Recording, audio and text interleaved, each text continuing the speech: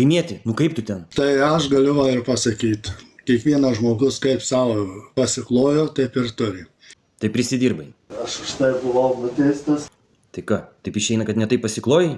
O jeigu tas žmogus pasiklojo ir taip gyvena, ir kenčia emocinį ir psichologinį smurtą, jis pats to nori.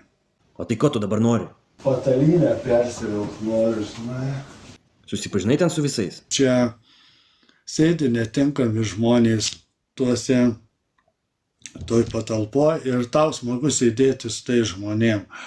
Tu jiem nesijauti prie tų žmonių, jiem smagu su tam sėdėti, o tu nesijauti prie tų žmonių sėdėdami toj patalpoje ir tu vis tiek sėdi. Tik atspėjau nelabai kokį kitą ir pasirinkimą turi? Tai pirmas dalykas, kai žmogus sėdi per prievartą, pats save per prievartą daro to, ko jis nenori, va, sėdėti su tai žmonėm, kurie nepatinka.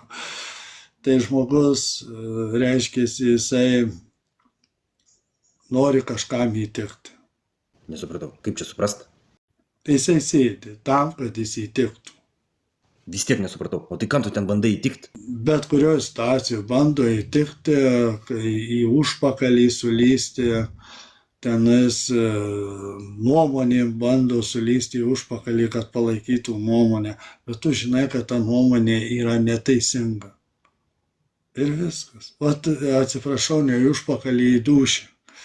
Tu manęs negazdink, nes aš čia jau visai nieko nebesuprantu. Tai va, čia yra toks dalykas, kad, žinai, žmonės ne visi tą supranta. Nu vis tiek nieko nesupratau. Labiausia, kai tu pats to nesupranti, kai tu sėdi vienoj patalpoj su tokiu žmogum, Pažiūrėk į savo pirštą, man atrodo ten kako gabaliukas. kuris tau taip padarė dūšioje ir tu būni nuolat ir priekaištai tie visi ir viskas. O kai tu nuo tokio žmogaus atsitrauki, tu sveiksti. Nusveik tada, matau pas tai dar kiti lankytojai su kiaušiniais ateina. Aš mirti, žinokit, nebijau, man pochui yra. Aš 2 sykius mirtį mačiau ir man tas pats bybį. Negaliu taip gyventi, man viskas pochui.